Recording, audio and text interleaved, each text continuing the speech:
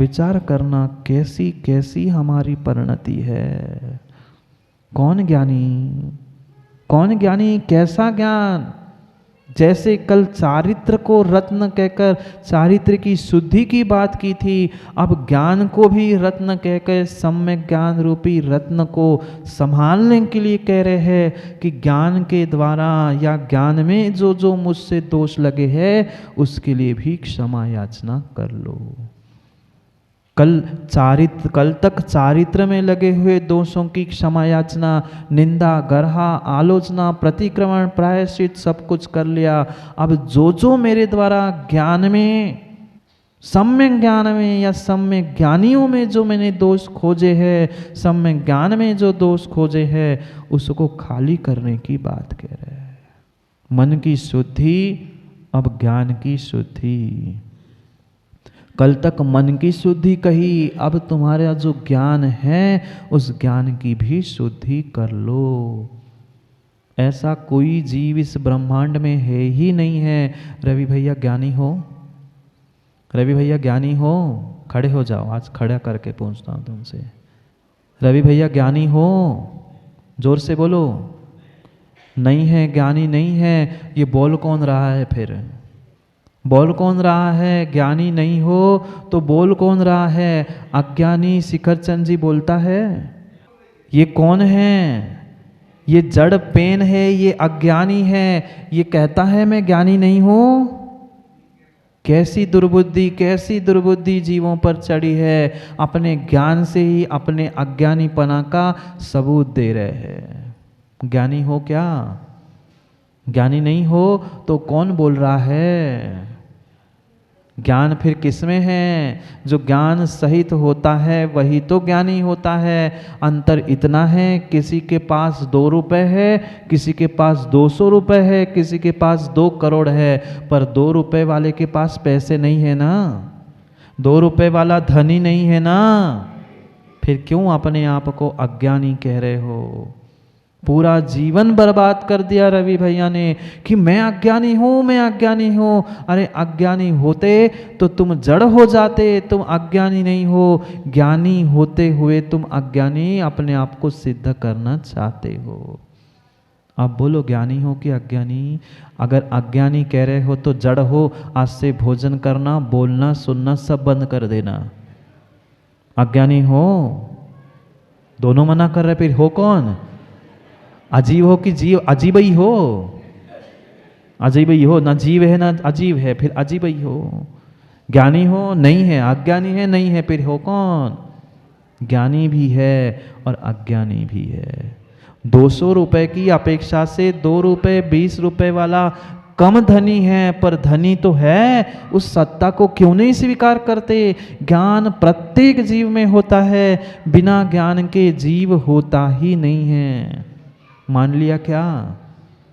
तनक सा तो मान लो, मानो नहीं मानो, पर ज्ञान की सत्ता एक सूक्ष्म निगोदिया जीव में भी होती है। सूक्ष्म निगोदिया जीव भी उत्तम चंद जी ज्ञानी है, फिर तो आप महाज्ञानी हैं। बोलो ना रवि भैया ज्ञानी हो? अब हाँ कह रहे हैं। बुद्ध जी बड़े बड़े भूतों को बक करवाना सीखा है गुरु जी ने। बैठ जाओ। ज्ञानी है वह, एक अक्षर का भी ज्ञान मेरे भीतर है, वह ज्ञान ज्ञान है। जरूरी नहीं है ज्ञान सम्यक ज्ञान हो, पर ज्ञान तो है। ज्ञान की सत्ता को तो स्वीकार करो। उस ज्ञान की सत्ता में ही जब वह ज्ञान बढ़ता गया बढ़ता गया बढ़ता गया, वह ज्ञान बढ़ने पर जो मद आया वही हमारा मिथ्या ज्ञान है, वही हमारा मिथ्या ज्ञान है। हाँ ये कह दो मिथ्या ज्ञान की अपेक्षा से हम अज्ञानी हैं तो फिर भी स्वीकार है, पर ज्ञान की सत्ता उपयोगो लक्षणम, इस अपेक्षा से कोई भी इस ब्रह्मांड में अज्ञानी है ही नहीं है। कोई अज्ञानी नहीं है। पर इसका मतलब ये नहीं है चंद्रेश जी कि अपनी कॉलर खड़ी करके घूमना मेरे जैसा ज्ञानी नहीं है। मैं बता रहा हूँ आपका नाम लेके, आप जैसे सही नहीं, सही है। ऐसे जीव है, बगल से निकल जाएंगे, पर ज्ञान के अहंग में चंद्रे जी हाथ जोड़ना भूल जाते हैं। मैं पंडित और ये आज के महाराज के सामने हाथ जोड़ूं? नहीं। एक तरह तुम्हारा ध्यान धना रहेगा, जब तक विनय गुण नहीं है, अहंकार चूर चूर नहीं हुआ है, तब तक तुम्हारे ज्ञान की कोई कीमत नहीं, वो सम्यक ज्ञान ही नहीं है। क्योंकि ये पक्का मानना सबने कई सारे ऐसे जीव है सिकचंद जी, जिन्होंने बड़े बड़े ग्रंथ पढ़ लिए, बड़े बड़े आचार्यों के ग्रंथ पढ़ लिए, पर हर किसी ने हर किसी के मन का अर्थ करना प्रारंभ किया है। ऐसा नहीं है क्या उत्तम चंद जी?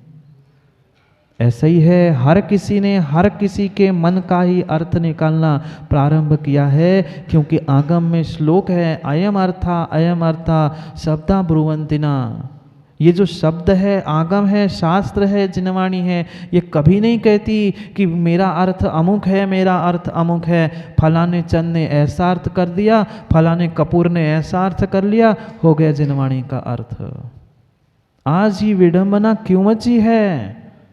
मात्र और मात्र इसी कारण कि क्योंकि हमने उन मुनियों के, उन आचार्यों की चेतना को नहीं समझा है, किंचित भी नहीं समझा है, किंचित नहीं समझा है। वह कुंद स्वामी की चेतना को प्राप्त करना होगा, उनकी अनुभूति को प्राप्त करना होगा, तब जाकर हम समय सार, नियम सार, प्रवचन सार जैसे ग्रंथों के रहस्य को समझ पाएंगे।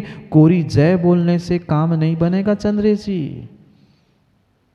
लिख लेना, चाहे जीवनी लिख लेना, चाहे तुम कितने हजारों बार विशुद्ध सागर जी की जय बोल लेना, पर उनकी चेतना, उनकी अनुभूति को जब तक प्राप्त नहीं कर पा रहे हो, तब तक तुम्हारा उनके बारे में पढ़ना, लिखना, जय बोलना काम का नहीं है।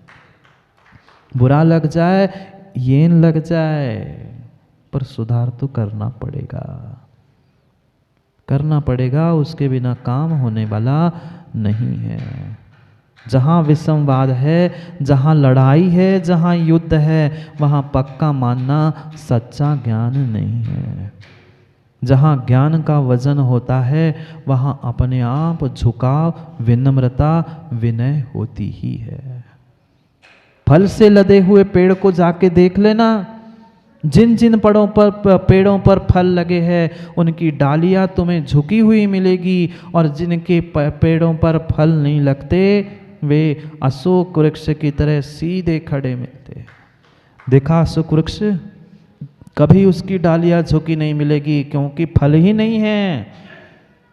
इसलिए जो ऐसे अशोक वृक्ष की तरह तन के खड़े हैं, पक्का मान लेना उनके पास ज्ञान रूपी फल है ही नहीं है। बहुत बहुत सोच समझकर हमें समझना होगा।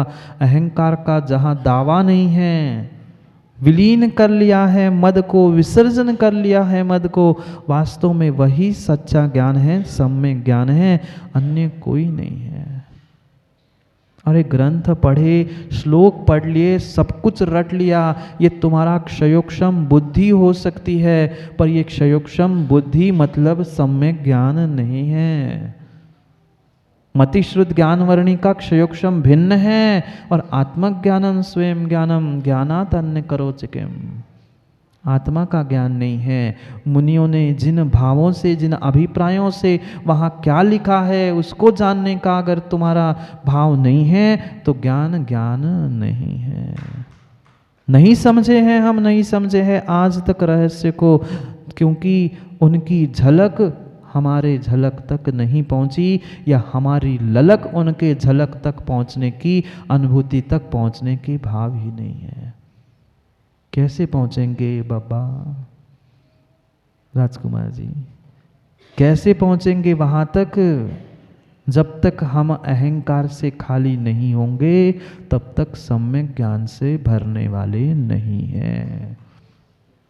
नहीं है। शब्दों की लड़ाई, ग्रंथों की लड़ाई, आचार्यों की लड़ाई, संतों की लड़ाई, पंथों की लड़ाई, ये किंचित भी ना धर्म है ना आगम है। आगम तो विसंवादी होता है, जहाँ विसंवाद हो रहा है वहाँ कायदे से आगम ही नहीं है।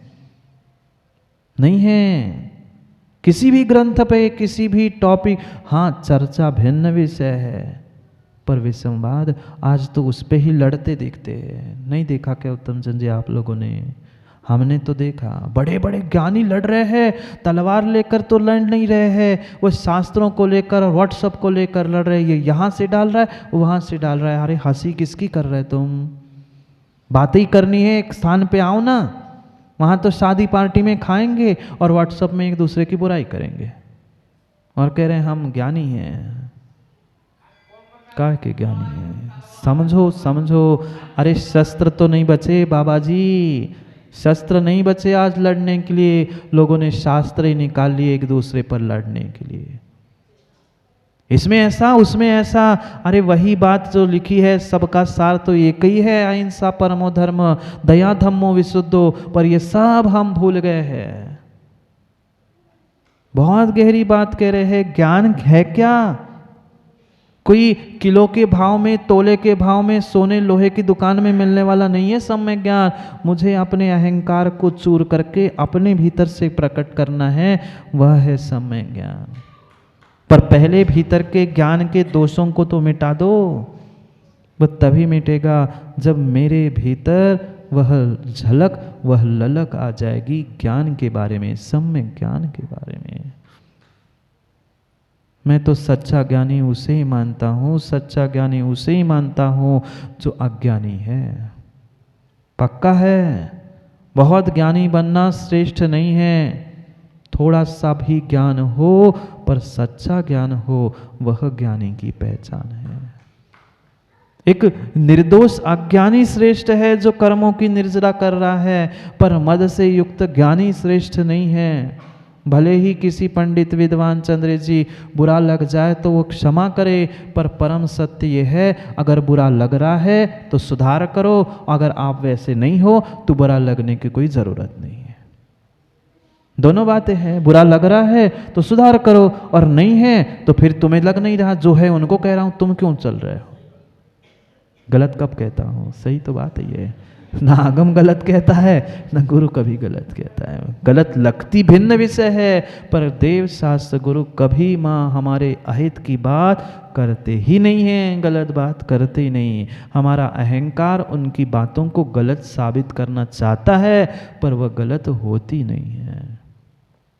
नहीं है होती, नहीं है होती। हम तो यहाँ कुंद कुंद स्वामी की जय बोल रहे हैं और वर्तमान में हमें साधु नहीं दिख रहे हैं, उनकी अनुभूति नहीं दिख रही है। हमारी आंखें कहाँ हैं? हमारे परिणाम, हमारी परिणति कहाँ है?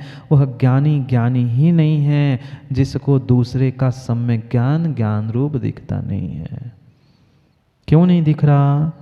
क्योंकि आंखों के सामने अहंकार के पर्दे लगे हैं, गुरूर घमंड के पर्दे चढ़े हैं, इसलिए वह रंगीन पर्दों के सामने, पर्दों के पीछे की वस्तु हमें सत्य यथार्थ दिख नहीं पा रही है, दिख नहीं पा रही है। बहुत सुंदर श्लोकों के द्वारा आचार्य भट्टकेर स्वामी मूलाचार्य जी में कहते हैं, ज्ञान तत्व है क्या? तत्व दृष्टि प्राप्त करो। बुद्धू लड़ते हैं, महाराज जी द्रव्य दृष्टि, तत्व दृष्टि आनी चाहिए। वे मौसा जी कहते हैं दिव्य दृष्टि आनी चाहिए। अरे पहले तत्व, दिव्य तत्व, बाकी समझो तो ज्ञान है क्या? हमने ना ज्ञान समझा, ना तत्वों को समझा, उस तत्व और ज्ञान के पीछे मात्र लड़ना सीखा है। जीर्ण तच्चम विभुज्ज, जीर्ण चित्तम विजुज्जति, जीर्ण अत्ता विसुज्ज तम नाणम जिन सासणे। समझ में आया? पुनः समझा रहा हूँ, श्लोक तो कह दूं, पुनः उसका अर्थ भी समझा दूंगा। जीर्ण तच्चम विभुज्ज, जिसके द्वारा तत्व का बोध हो, तत्व की लड़ाई नहीं। जैन यानी जिसके द्वारा तच्चम तत्व का बोध होता हो, जीर्ण तत्व चित्तम विसुज्ज, जिसके द्वारा चित्त मन की विशुद्धि होती हो, जो मन का और चित्त का निरोध होकर विशुद्धि को प्राप्त किया जाता है। तम नाणम जीर्ण अत्ता विसुज्ज, जिससे आत्मा विशुद्ध होती है। तम नाणम जीर्ण सासणे, जिन शासन में अगर कोई ज्ञान है जो तत्वों का बोध कराए, मन का चित्त का निरोध कराए, आत्मा की शुद्धि कराए, वही आगम में जिन शासन में ज्ञान कहा है, शब्दों का ज्ञान ज्ञान नहीं है। और एक श्लोक दिया, जेण रागा विरजेज, जेण रागा विरजेज जैन एसेसु विरजदी, जिसके द्वारा राग का नाश होता है, राग से विरक्ति होती है। हम तो ज्ञान के ही नाम से राग द्वेष करने लग गए, हम तो ग्रंथों के ही नाम से, हम तो पता नहीं आचार्यों के ही नाम से। जहाँ राग द्वेष से विरक्ति है वही ज्ञान है, जिससे मोक्ष के राग हो। अरे राग करना ही है तो इससे राग क्या कर रहे हो, मोक्ष से करो ना। जिससे संसार के राग देश से विरक्ति, मोक्ष के राग में प्रवृत्ति, जीर्ण मित्ति विभापभा से जिसके द्वारा एक दूसरों के प्रति मैत्री भाव प्रकट होते हैं, वही सच्चा ज्ञान है। तम णाणम जीर्ण शासने, वही ज्ञान है जो सत्वेषु मैत्री सिखाता है। हम फूटी आँख से दूसरे विद्वान को, दूसरे ज्ञानी को, दूसरे स्वाध्यायी को, दूसरे पुजारी को देखना नहीं चाहते। किस बात के तुम ज्ञानी, किस बात के तुम पुजारी, किस बात के तुम धर्मात्मा? नहीं है, नहीं है, नहीं है। बाबा जी उपनिषद में भी एक बहुत अच्छी बात लिखी है, अज्ञानी तो संसार में भटकता ही भटकता है, पर महाज्ञानी भी घोर अंधकार में भटकता है।